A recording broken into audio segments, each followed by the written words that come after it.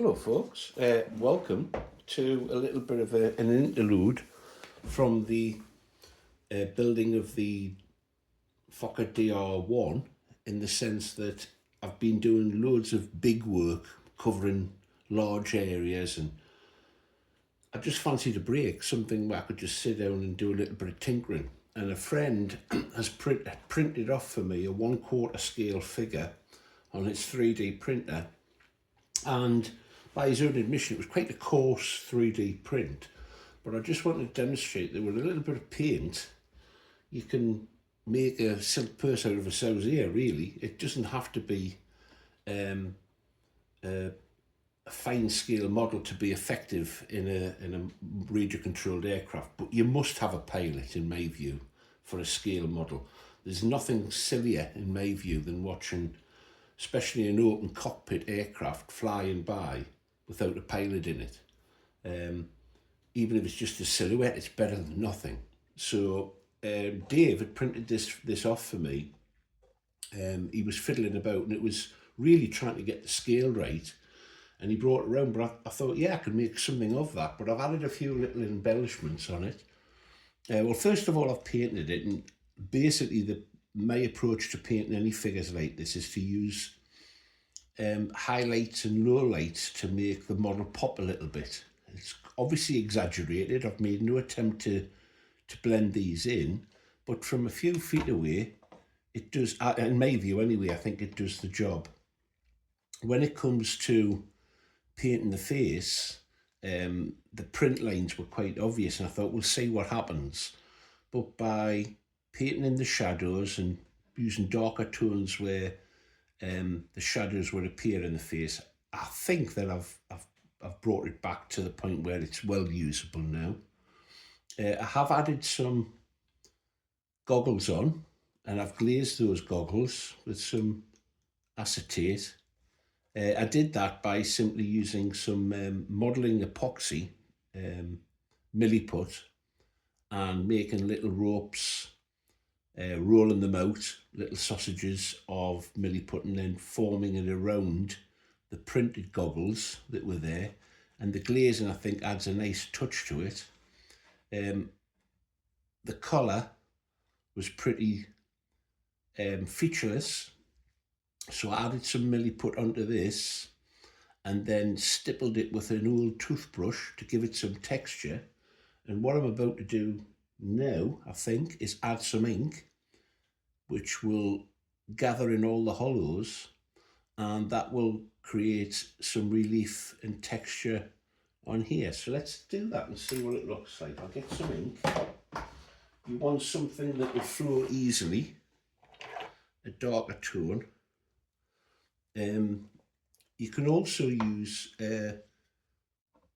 alcohol to make the viscosity across the surface drop, and that gives you a nice effect for washes to flow into the lower points. I might still put a wash on this, but it hasn't really got a lot of depth to the actual print itself because of the quality of the print. Let's get a decent sized brush.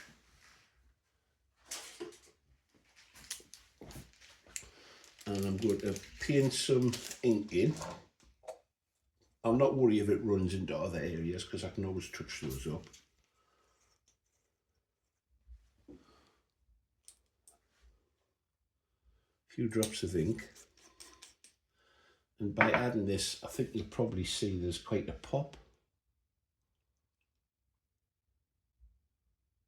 Now that'll create some nice low lights, and then what I might do is dry brush over the top of this once it dries. So I don't want it as deep as that, but I'm just flooding in ink into the texture.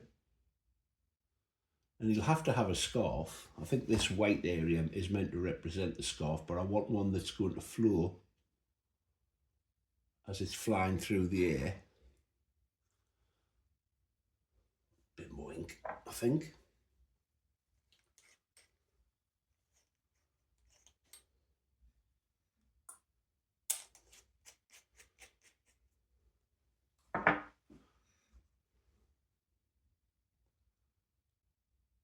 It's a coloured ink, obviously.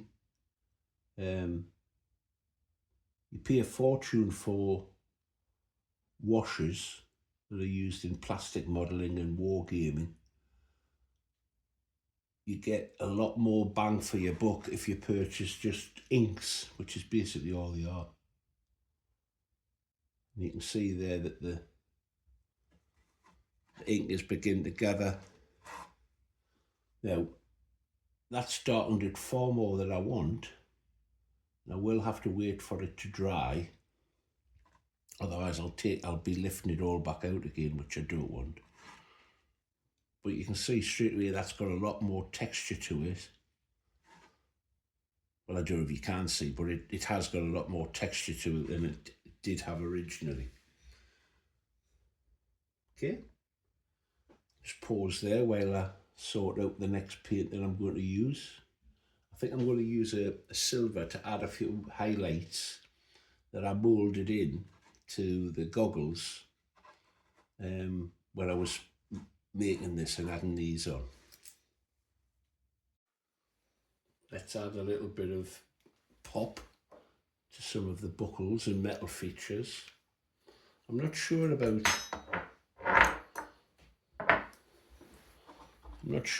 actually putting the metal features around the frame. I'll give it a metal frame, we'll see.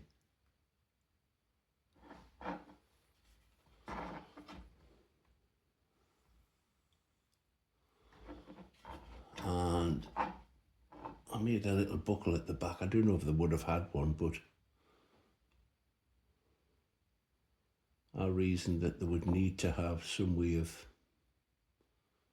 fastening the thing.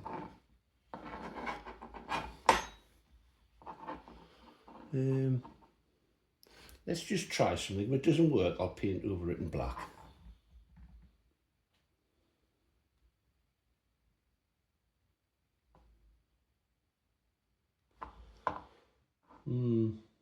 Let's see.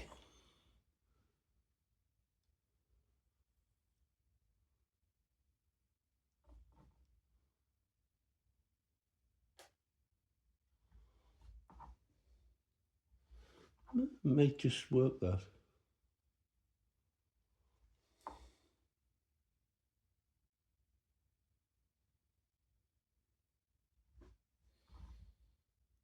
It's just something to draw attention to the figure to make it sort of pop a little bit.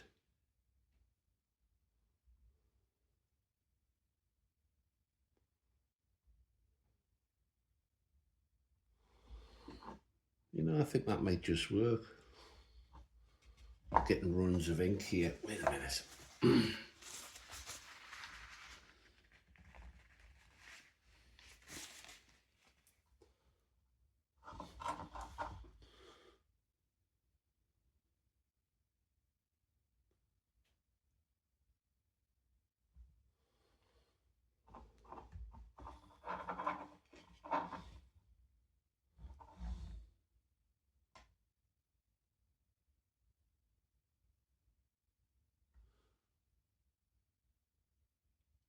The colour I'm using here is aluminium.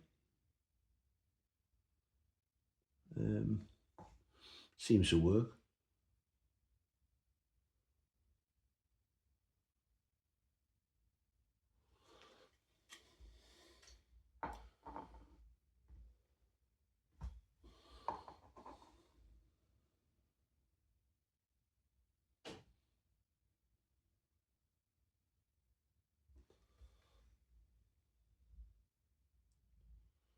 Yeah, I think that's better than just leaving it black.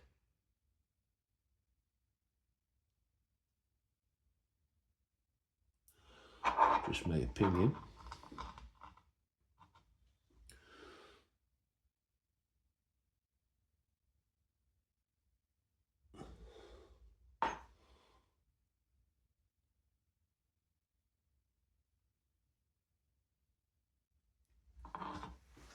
That's an improvement. Yeah, I think perhaps it is. Now, the black strap is just that at the moment. And if you think about where the light's coming from, The light's coming from above, unless he's flying inverted, of course. So the top of the strap will appear lighter than the bottom of the strap. And to make this pop a bit more, what I'm going to do is mix a shade of blue into the black and just edge around the upper edge. And that will create the illusion of a bit more 3D effect to the strapping itself.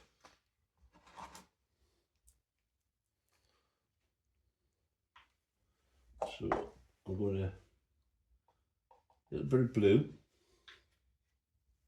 covered in ink now, look at the state of it, and touch of the black if we need it, might not. Just pick some blue up. I'm just going to paint along the edge, the top edge.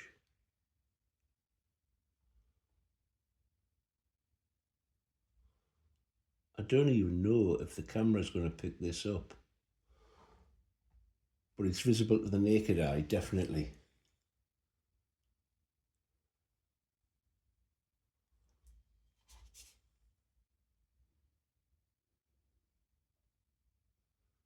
When that's dry, I might even highlight it a little bit more. Yeah, I think those goggles pop a bit now, don't they? Take off some of the excess just with me. And when that dries, I'm going to dry brush this in a cream colour. We might have to pause for you to see that. But yeah, I'm quite liking that.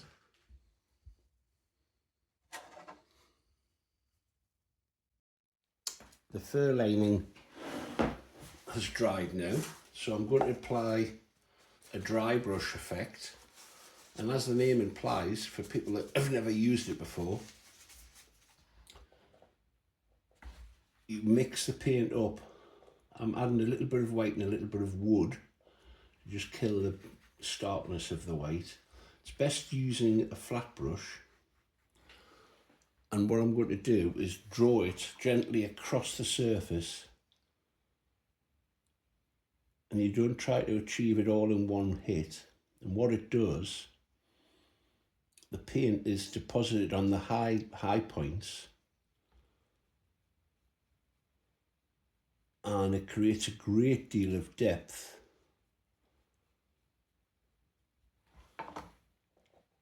to the finish. Now you can't stress enough, you don't try to do it all in one hit. I'll go over this, then I'll come back and I'll do it again.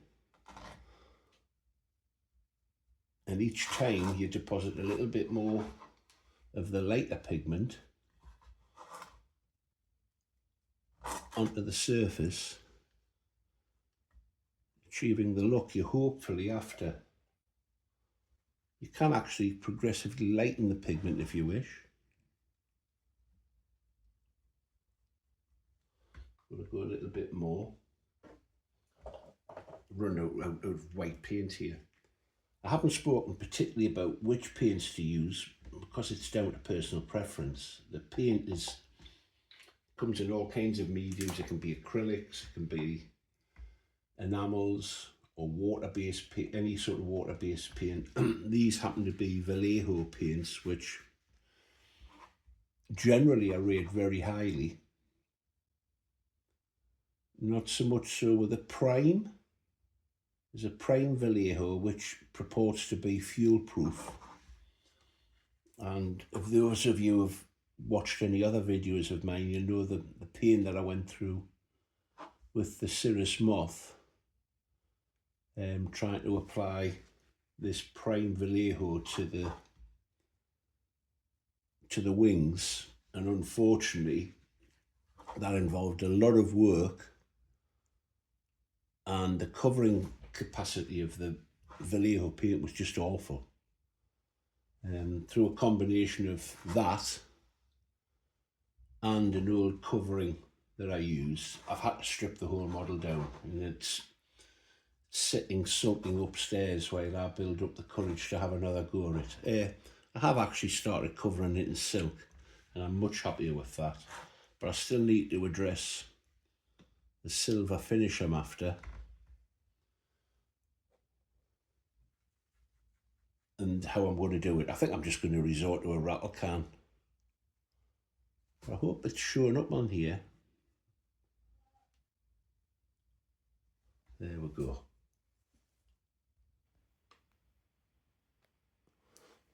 I'm finishing off now, having the final layering. You can just keep going and going until you get the desired look. But I'm quite happy with what I've achieved with this. It's got a lot more texture to it.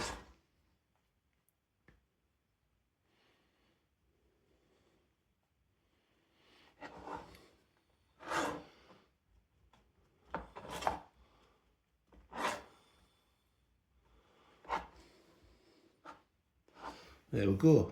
I hope you can see the effect there. Now, he needs a scarf.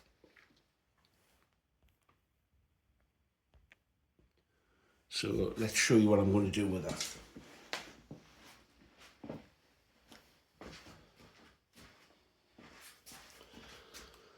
I've cut a piece of the dress lining, and to get a nice crisp edge, what I've done, or what I did, is I painted along the edge that I was going to cut with some thin down polyurethane varnish, matte varnish.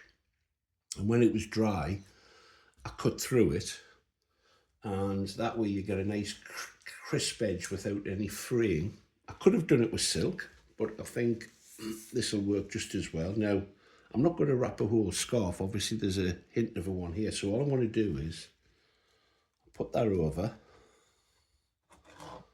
under his chin,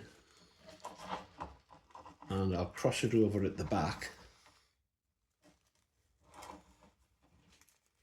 and with a touch of super glue to hold it in position, I'll get what I'm looking for, which is a scarf fluttering in the wind.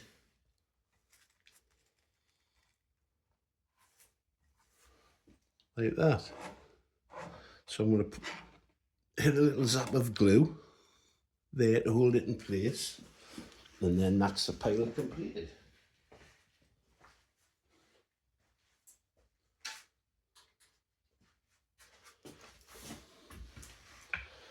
So let's have a look.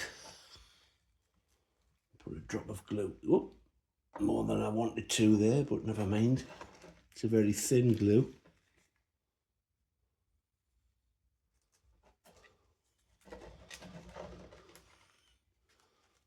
And just twist it through 180 degrees, I think. Hold it a second.